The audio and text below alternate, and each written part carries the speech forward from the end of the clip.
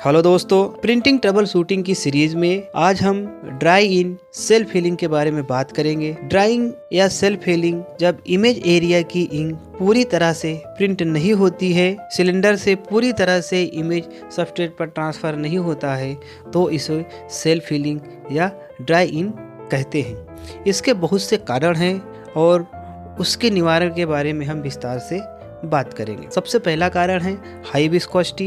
High viscosity से press में use हो रही इंक की विस्कोसिटी बहुत अधिक होने पर उसकी फ्लूइडिटी कम हो जाती है, जिससे जो इमेज ब्लेड से पहले निकलता है वहाँ पर ड्राई इंक की प्रॉब्लम शुरू होती है। मीन्स जो इमेज ऊपर होती है, जो पहले निकलती है, वहाँ से ड्राई इंक की प्रॉब्लम शुरू होती है, क्योंकि सबसे पहले एयर उसमें लगती है, वहाँ से ड्राइंग की प्रॉब्लम शुरू होती है और ध्यान न देने पर वो धीरे धीरे बढ़ती चली जाती है और इमेज वीक होता चला जाता है, हमारा प्रिंट वीक होता चला जाता है। इस कंडीशन में इंक की विस्कोसिटी हमेशा मेंटेन रखें। और गर्मी बहुत अधिक है तो गर्मी के दिनों में सॉल्वेंट का इवेपोरेशन रेट अधिक हो जाता है, तो उससे बचने के लिए इंक विस्कोसिटी मिनिमम रखें। जितने भी हमारा शेड आ जाए मिनिमम उतनी विस्कोसिटी रखें और उसको मेंटेन रखें। दूसरा कारण है रॉन्ग प्रेस कंडीशन। प्रेस की कंडीशन सही नहीं है, जिसकी हीटिंग यूनिट प्रिंटिंग यूज के साइड में लगी है। अक्सर छोटी मशीनों में देखा जाता है कि जो हीटिंग यूनिट है, जो ब्लोअर यूनिट है, वो यूनिट के साइड में लगा दिया जाता है, जिससे कि वहाँ पे टेम्परेचर बहुत ज़्यादा बढ़ जाता है। टेम्परेचर बहुत ज़्यादा बढ़ने की वजह से सॉल्वेंट का ड्राइंग रेट बढ़ जाता है, जिससे इंक की विस्कोसिटी बहुत ही कम समय में बढ़ जाती है। इंक की विस्कोसिटी मेंटेन करने में दिक्कत होती है। या हमारा प्रिंटिंग प्रेस ऐसे स्थान पे है जहाँ से हमारे यूनिट पे, सिलेंडर पे सीधे हवा आती है, विंडो के द्वारा, गेट के द्वारा। तो अगर प्रेस की कंडीशन सही नहीं है, प्रेस ऐसी जगह पे है जहाँ पे हीटिंग यूनिट पास में है या सिलेंडर पे हवा आ रही है, तो इस कंडीशन में भी ड्राई इंक की प्रॉब्लम होगी। इस कंडीशन से बचने के लिए हीटिंग यूनिट को उसके प्रॉपर प्लेस पे रखे, हीटिंग यूनिट को दूर रखे, या तो उसके बीच में कोई ऐसा अवरुद्ध रखे जिससे कि ज्यादा हीट वहां तक पहुंच ना सके। और ये ध्यान रखे कि मशीन पे डायरेक्ट गेट से हवा या विंडो से हवा ना आने। सिलेंडर पे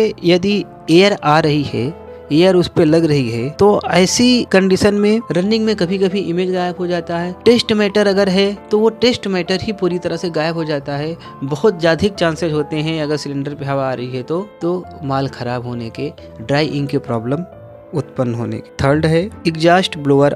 प्रेस का रनिंग में एग्जॉस्ट ब्लोअर की एमसीबी गिरने या किसी कारणवश यदि एग्जॉस्ट ब्लोअर शट डाउन हो जाता है, तो ऐसी कंडीशन में ब्लोअर की गर्म हवा इंक ट्रे पे, इंक पे सीधे पड़ने लगती है, सीधे ब्लो होने लगती है, जिससे सिलेंडर की सेल में इंक ड्राई होने लगता है।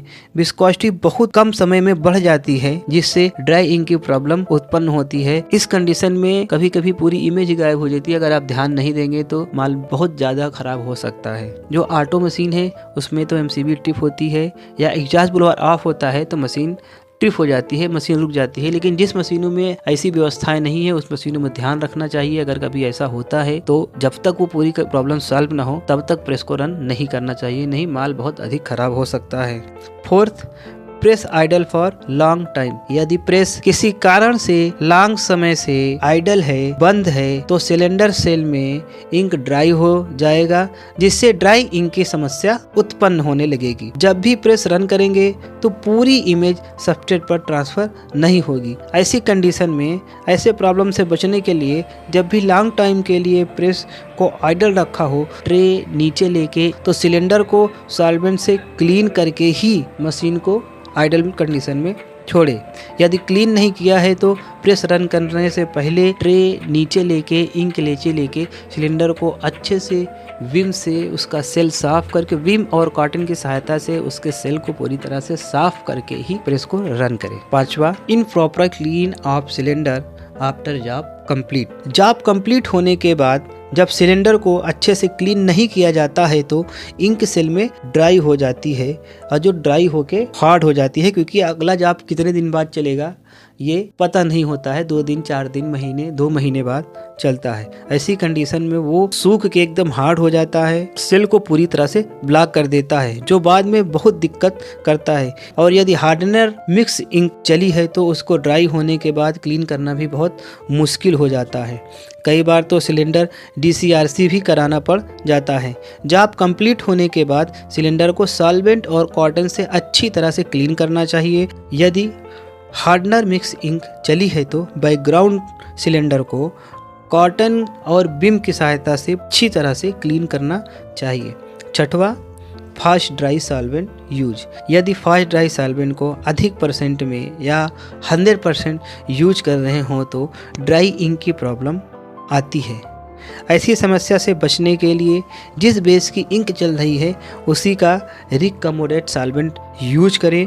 फास्ट ड्राई यूज करना है तो एक परसेंटेज में यूज करें, 10%, 15% या 20%, और उस पर नज़र रखें कहीं फास्ट ड्राई बढ़ाने से ड्राइंग की प्रॉब्लम तो नहीं शुरू हो रही है। सातवां, शार्प ब्लेड एंगल और वाइपिंग टू मच। ब्लेड का एंगल बहुत शार्प है, मीन्स ब्लेड का एंगल बहुत अधिक है, ब्लेड को बहुत अधिक खड़ा करके सिलेंडर पे सेट किया गया है, तो ऐसी कंडीशन में ब्लेड मैक्सिमम इंक वाइप करेगा, जिससे फीलिंग की समस्या उत्पन्न करता है। ब्लेड को हमेशा स्टैंडर्ड कांटेक्ट एंगल पर ही सिलेंडर पर सेट करना चाहिए। आठवां, dust accumulation in press roller.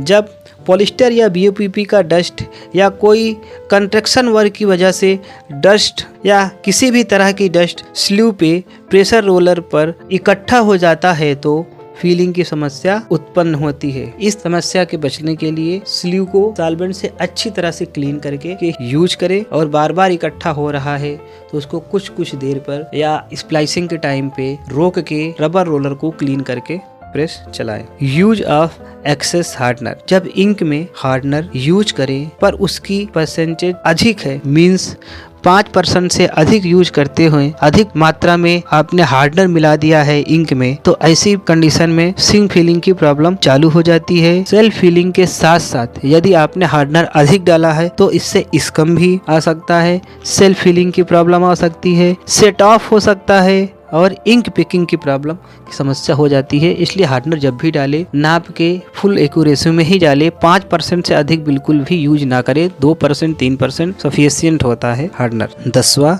If dry angle too much. जब ड्राई एंगल बहुत अधिक होता है तो इंक प्रिंट होने से पहले ही ड्राई हो जाता है, जिससे सब्सट्रेट पर फीलिंग की प्रॉब्लम दिखाई देती। ड्राई एंगल किसे कहते हैं मैंने अपने स्कम वाले वीडियो में बताया है, वहां से आप देख सकते हैं। ड्राई एंगल बहुत अधिक है तो ब्लेड को आगे फॉरवर्ड करके ब्लेड को रीसेट करें। 11वां, सेल ब्लॉकिंग एसिड मार्क या हार्डनर मार्क।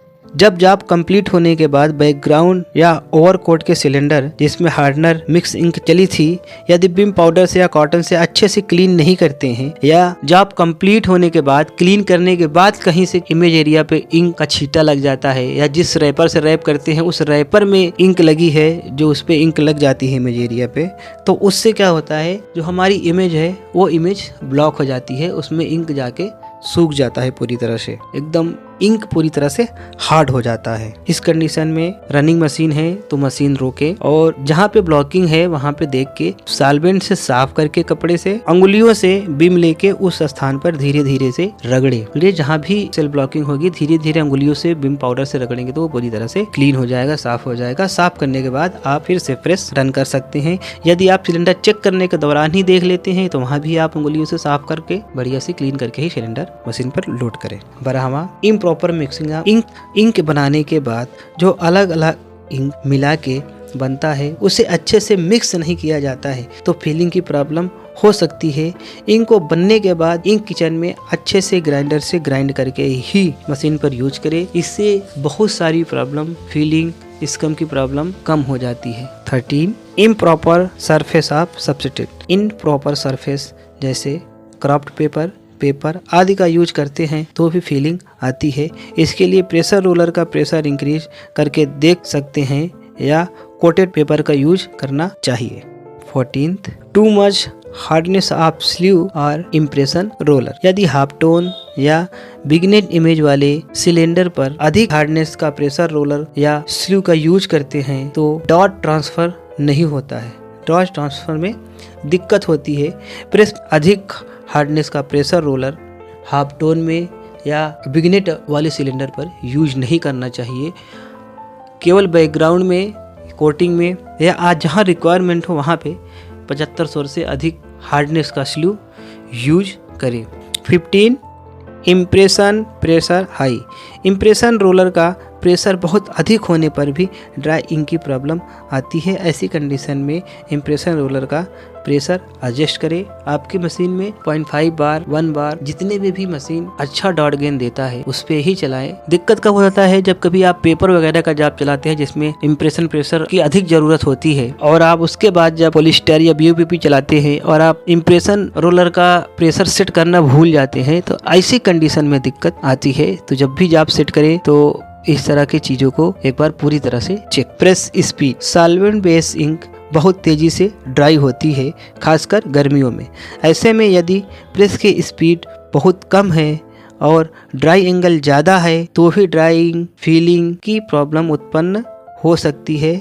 ऐसे में प्रेस की मैक्सिमम स्पीड ऐसे में प्रेस की एक स्टैंडर्ड स्पीड 180-200 मीटर पर मिनट मेंटेन करनी चाहिए। Improper use of solvent 17 and last.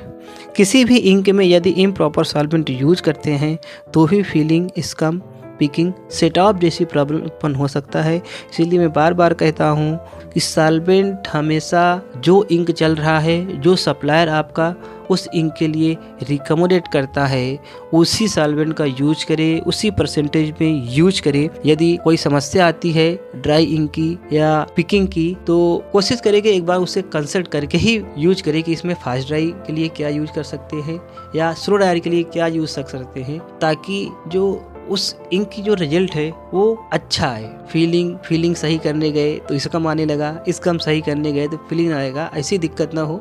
एक परसेंटेज में अच्छे से जो सॉल्वेंट चलना चाहिए, जो सप्लायर ने रिकमेंडेड किया है उसी सॉल्वेंट का यूज करना चाहिए। थैंक यू, धन्यवाद।